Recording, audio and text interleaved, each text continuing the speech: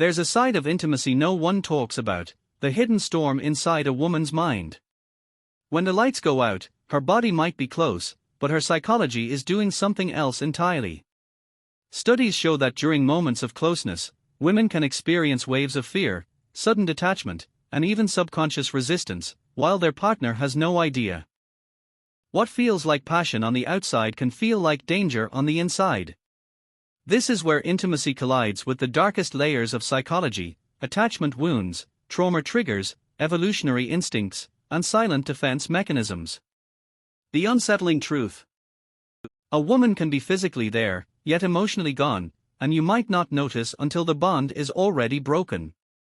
If you want to understand these hidden signals, the things women will never openly admit, stay with me till the end. Most men believe intimacy is always about warmth, safety, and pleasure. But psychology tells a darker story. For many women, intimacy can awaken the brain's oldest survival system, fear. Deep in the amygdala, the part of the brain that controls threat detection, certain signals get misread. What should feel safe can sometimes feel unsafe. It's not because of the partner's intention, but because her body remembers danger even when her mind doesn't. That's why some women suddenly freeze, go quiet, or even laugh nervously in the middle of closeness.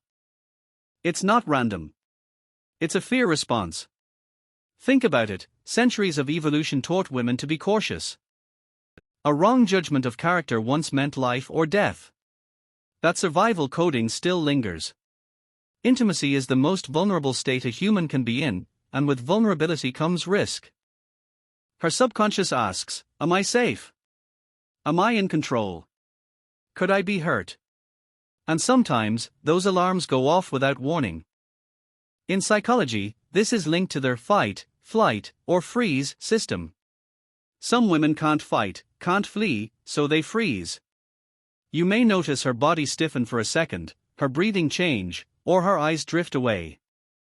On the surface, it may look like nothing.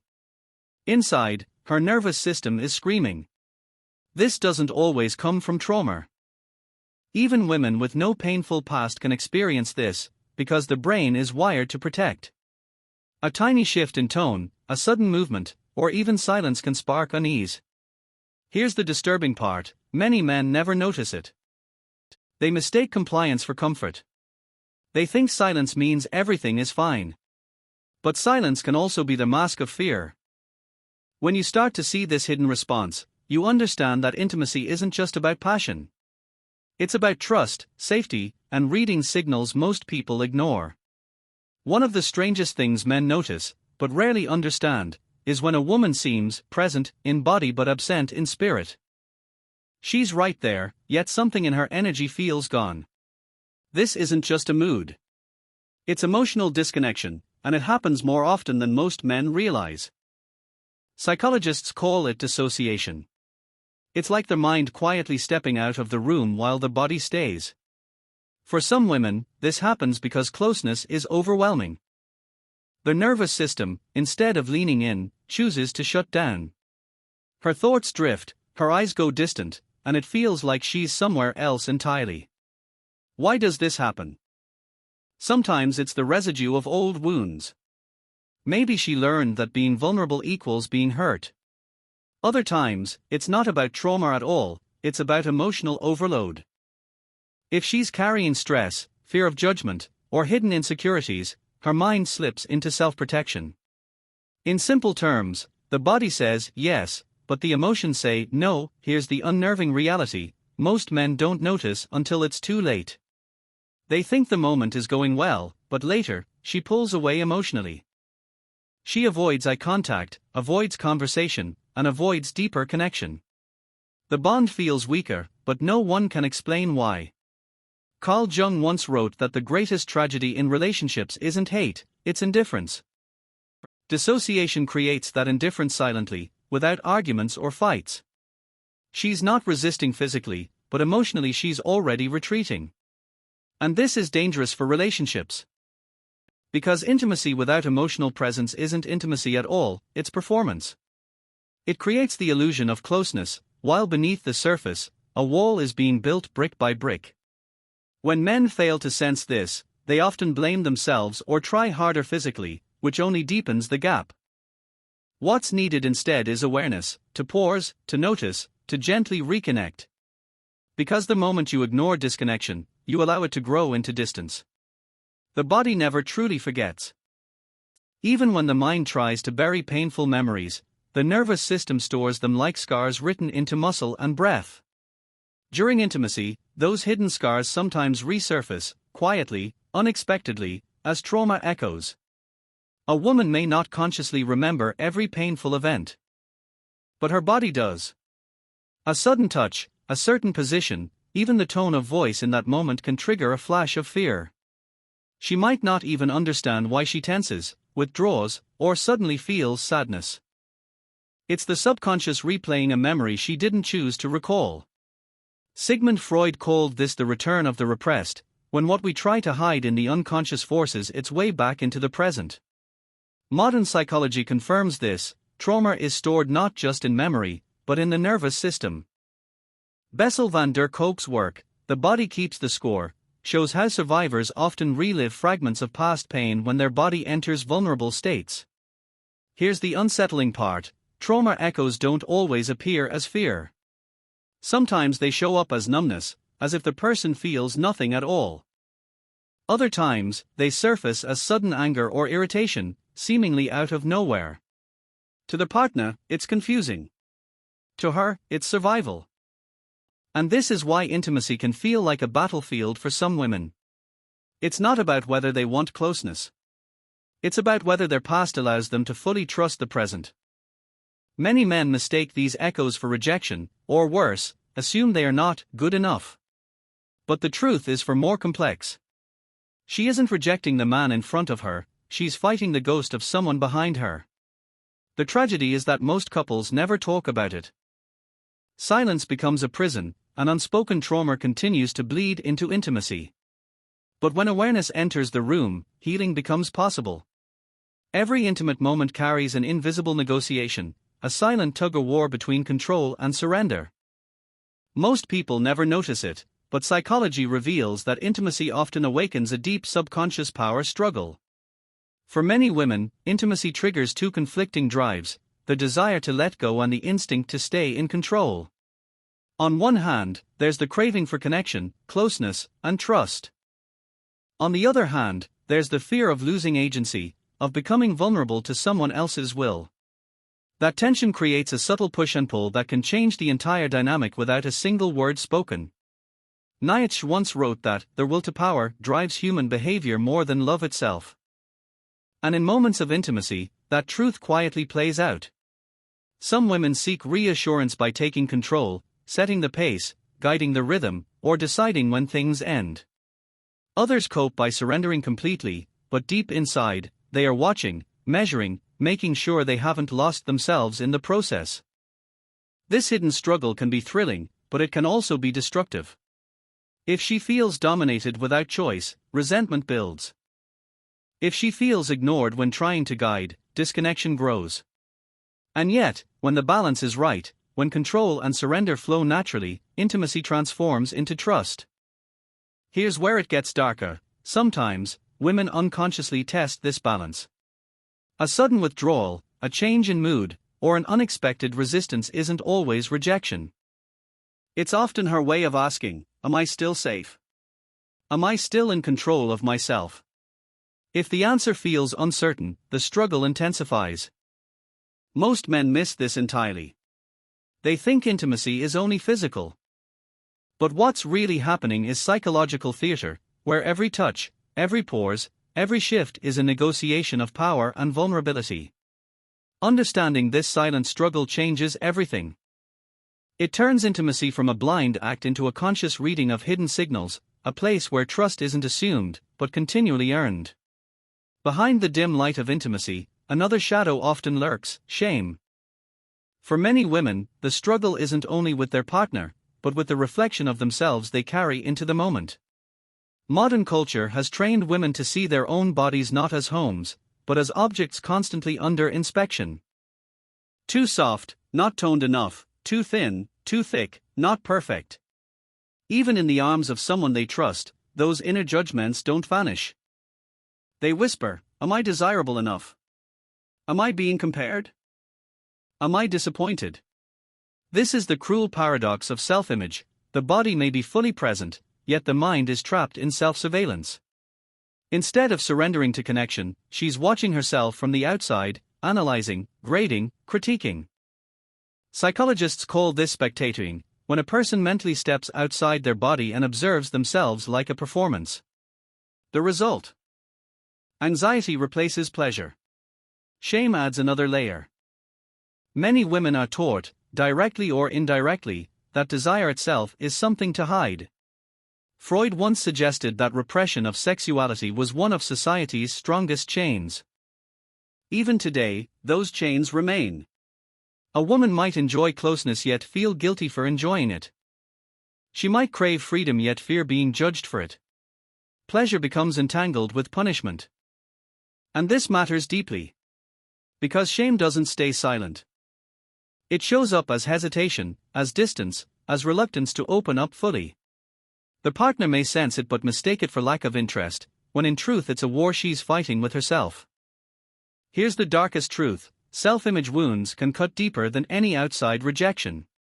When a woman feels she isn't enough in her own eyes, no reassurance from a partner can fully erase it. But when self-acceptance slowly begins, intimacy shifts. It no longer feels like exposure, but connection. No longer a stage, but a safe space. That change is subtle, but it's the difference between enduring closeness and truly experiencing it. There's a hidden pressure that weighs on many women during intimacy, the silent demand to perform. Instead of sinking into raw sensation, they start thinking about how they look, how they sound, how they are being perceived. The moment shifts from feeling to acting. And once that happens, real pleasure often disappears. This conflict, between enjoying and performing, is one of the most destructive psychological traps in intimacy. On the surface, she may smile, respond, or even exaggerate reactions to please her partner. But deep inside, she's disconnected from her own body. She's not experiencing, she's managing. Why does this happen? Part of it comes from cultural conditioning. Women are bombarded with scripts of what intimacy should look like, from media, peers, or even past partners.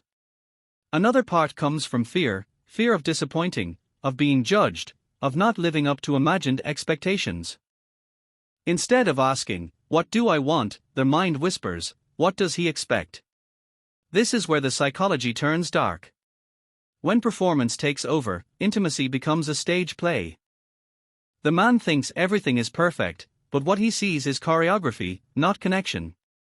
And here's the unsettling truth: many women become so skilled at performing that their partner never realizes the difference. Research shows that nearly half of women admit to faking responses at least once in their lives. Not because they don't crave intimacy, but because they feel trapped in the role of pleaser. It's survival through performance, keeping the peace, avoiding conflict, or meeting an unspoken standard. But the cost is heavy. Over time, the line between real and fake blurs, and genuine pleasure feels further out of reach. The body begins to associate closeness with pressure rather than release. And here's the paradox: many men want honesty more than performance, but never get it, because the cycle is so deeply ingrained.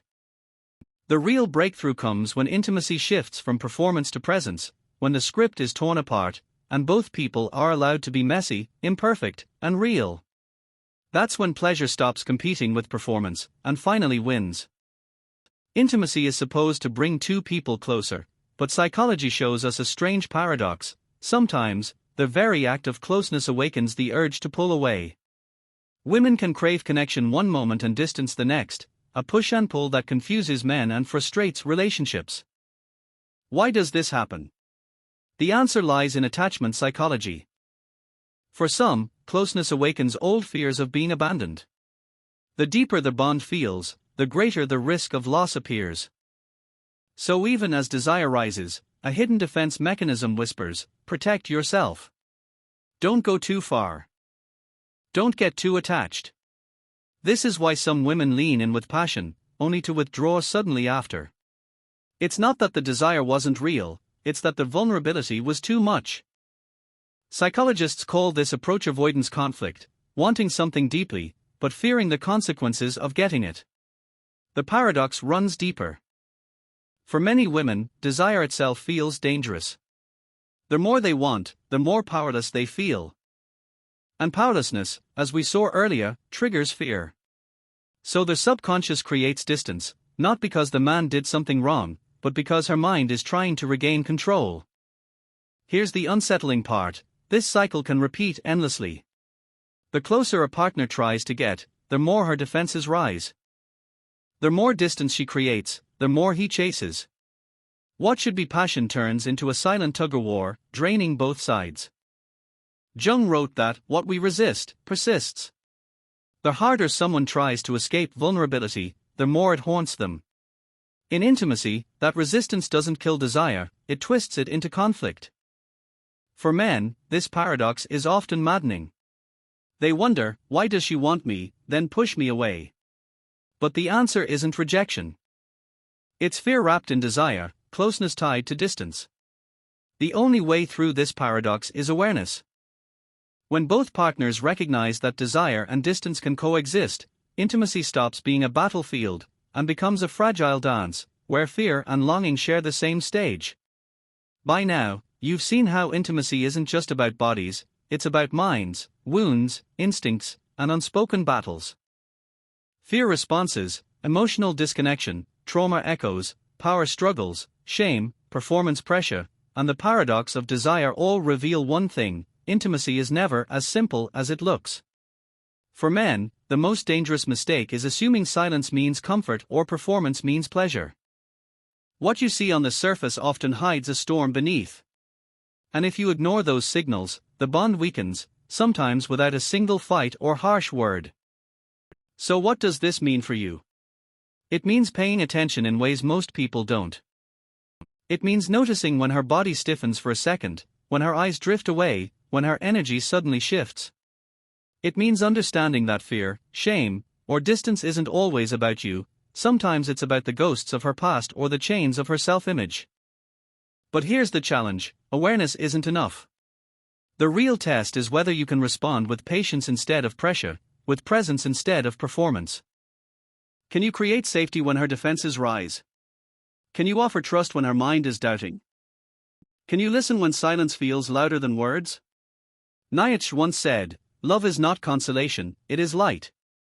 Intimacy becomes light only when both people stop hiding in the shadows, when fear, shame, and performance are replaced with honesty, presence, and trust. And here's the darker truth: most relationships fail not because of betrayal or hatred, but because partners never learn to see the psychology behind intimacy. They touched each other's bodies but never reached each other's minds. If you understand these hidden dynamics, you already have an advantage most men will never have. You can read between the lines, sense what others miss, and build connections that don't just survive, they transform. Because in the end, intimacy isn't about conquering. It's about seeing, and being seen, without fear.